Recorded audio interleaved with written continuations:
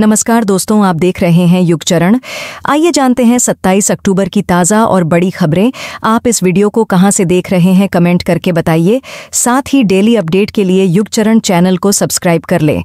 आज की पहली खबर है कि उपचुनाव से पहले प्रियंका गांधी ने वायनाड की जनता के लिए लिखी चिट्ठी।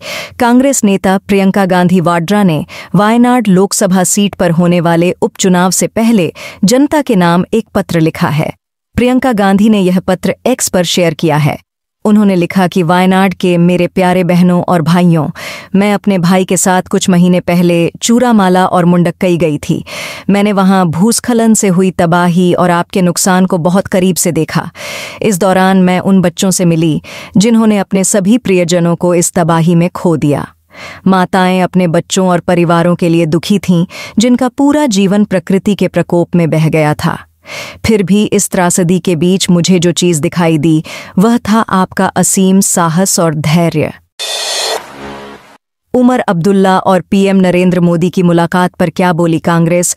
जम्मू कश्मीर के मुख्यमंत्री उमर अब्दुल्ला और प्रधानमंत्री नरेंद्र मोदी की मुलाकात पर प्रतिक्रिया देते हुए प्रदेश कांग्रेस अध्यक्ष तारिक हमीद कर्रा ने कहा कि बैठक में राज्य से जुड़े मुद्दों को उठाया गया होगा। अब यह देखना जरूरी है कि इन मुद्दों का पालन करते हुए हमें क्या परिणाम मिलते हैं। उन्होंने कहा कि इन मामलों पर समग्र दृष्टिकोण अपनाना आवश्यक है, खासकर जब इन बैठकों में कोई निर्वाचित प्रतिनिधि उपस्थित नहीं था। यह तरीका बदलना चाहिए और एक समग्र दृष्टिकोण अपनाया जाना चाहिए।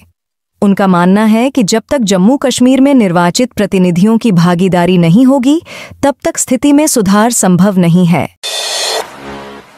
केजरीवाल पर हमला। बीजेपी एएपी आमने सामने आम आदमी पार्टी एएपी के आरोपों पर दिल्ली भाजपा के अध्यक्ष वीरेंद्र सचदेवा ने एक वीडियो जारी कर जवाब दिया।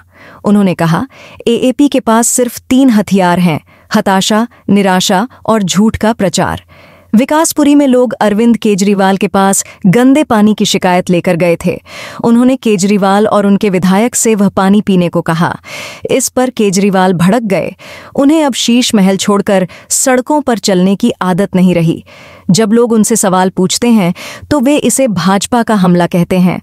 दिल्ली की मुख्यमंत्री आतिशी ने शुक्रवार को आरोप लगाया था कि अरविंद केजरीवाल पर दिल्ली में एक रैली के दौरान भाजपा के गुंडों ने हमला किया। हमले में केजरीवाल की जान भी जा सकती थी। धरती को मिला नया चंदा मामा। धरती को दूसरा चांद मिलने की बात इन दिनों काफी चर्चा में है। ये नया मिनी मून 29 सितंबर को ही मिल गया था, जो सिर्फ 2 महीने तक दिखेगा। यानी 29 सितंबर से 25 नवंबर तक करीब 57 दिनों के लिए ये धरती की ऑर्बिट का चक्कर लगाएगा। हालांकि इतने दिनों में ये धरती का एक चक्कर भी पूरा नहीं कर पाएगा। रिलायंस जियो ने लॉन्च किए दिवाली धमाका ऑफर। टेलीकॉम दिग्गज कंपनी रिलायंस जियो ने अपने यूजर्स के लिए दिवाली धमाका ऑफर को पेश किया है। जियो के इन प्रीपेड रिचार्ज प्लान के साथ विशेष लाभ मिल रहा है। जियो के इस दीपावली ऑफर के तहत ग्राहक को 25 अक्टूबर से 5 नवंबर के बीच किसी प्लान से रिचार्ज करके अजियो, स्विगी और ईज माई ट्रिप जैसे ब्रांड से 3,350 रुपये के वाउचर पा सकेंगे। दिवाली ऑफर ग्राहकों को त्योहार के मौसम में खास सेवाओं का लाभ उठाने का एक शानदार मौका देता है। आईसीआईसीआई बैंक का दूसरी तिमाही में मुनाफा 14% बढ़ा। देश के दूसरे सबसे बड़े बैंक आईसीआईसीआई का जुलाई सितंबर तिमाही में स्टैंडअलोन नेट प्रॉफिट सालाना आधार पर 14% बढ़कर 11,746,646 करोड़ रहा। पिछले साल की समान तिमाही में ये 10,261 करोड़ रहा था। कोल इंडिया लिमिटेड में 640 पदों पर निकली भर्ती। कोल इंडिया लिमिटेड ने मैनेजमेंट ट्रेनी के पदों पर भर्ती के लिए नोटिफिकेशन जारी किया है। इस भर्ती के लिए आवेदन प्रक्रिया 29 अक्टूबर से शुरू हो रही है। उम्मीदवार ऑफिशियल वेबसाइट www.coalindia.in पर जाकर आवेदन कर सकते हैं। भारत के इतिहास में पहली बार समय पर नहीं हुई जनगणना। कोविड-19 के कारण स्वतंत्र भारत के इतिहास में 2021 में पहली बार समय पर जनगणना नहीं हुई। यहां तक कि दूसरे विश्व युद्ध और चीन और पाकिस्तान के साथ युद्ध के दौरान भी जनगणना नहीं रुकी थी। पिछली जनगणना 2011 में होने के 10 साल बाद 2021 में जनगणना होनी थी, लेकिन कोविड-19 महामारी के कारण इसे आगे टालना पड़ा। बाद में लोकसभा चुनाव की तैयारियों में मशीनरी उलझ गई तो तय हुआ कि चुनाव के बाद जनगणना करवाई जाएगी। अब 2025 में सरकार जनगणना कराने जा रही है। दिवाली से पहले शेयर बाजार में बड़ी गिरावट। कुछ दिन पहले तक लोग यह पूछते थे कि कितना मुनाफा हुआ, लेकिन अब सवाल बदल गया है, कितना नुकसान हुआ। शेयर बाजार में पिछले कुछ हफ्तों से लगातार गिरावट के चलते निवेशकों का पैसा डूब रहा है। सालों के इंतजार के बाद कई निवेशकों का पोर्टफोलियो आखिरकार हरे रंग में था, लेकिन अब एक ही महीने में यह लाल हो चुका है। ज्यादातर रिटेल निवेशक कह रहे हैं कि पिछले साल भर में जो भी कमाई हुई थी वह कुछ दिनों की गिरावट में खत्म हो गई। कोविड के बाद इस तरह की भारी गिरावट पहली बार देखने को मिल रही है। दिल्ली से ज्यादा जहरीली हुई मुंबई की हवा। मुंबई की हालत दिल्ली से भी बदतर है। सुबह सुबह धुंध छाई हुई थी। मुंबई में इस वक्त AQI 167 तक पहुंच गया है। मरीन ड्राइव पर स्मॉग दिखा। बता दें कि धुआं इतना था कि इमारतें साफ दिख भी नहीं रही थी। राष्ट्रीय राजधानी दिल्ली में शनिवार को प्रदूषण से थोड़ी राहत देखने को मिली। यहां के कई इलाकों में वायु गुणवत्ता सूचकांक AQI 300 के नीचे बना हुआ है।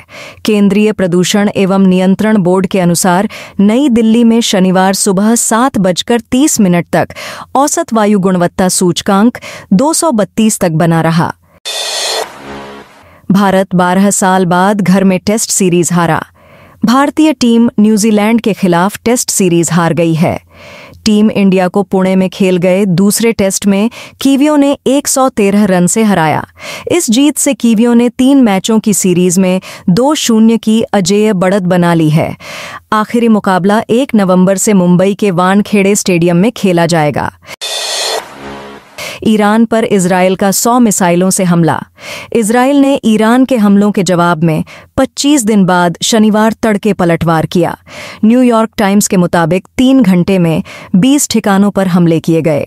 इनमें मिसाइल फैक्ट्री और सैन्य अड्डे शामिल हैं।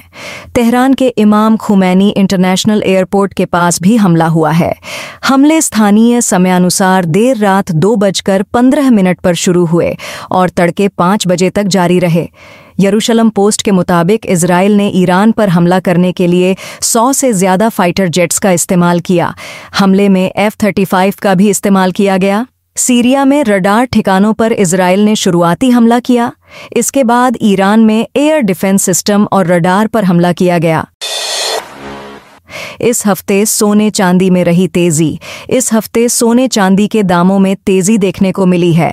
India Boolean and jewellers association IBJA की वेबसाइट के अनुसार पिछले शनिवार यानी 19 अक्टूबर को सोना 77,410 रुपये पर था, जो अब 26 अक्टूबर को 77,015 रुपये प्रति 10 ग्राम पर पहुंच गया है।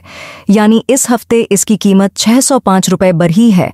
वहीं चांदी की बात करें तो ये पिछले शनिवार को ये 99,283 रुपये पर थी, जो अब 95,800 रुपये प्रति किलोग्राम पर पहुंच गई है। इस हफ्ते इसकी कीमत 3,717 रुपये बढ़ी है।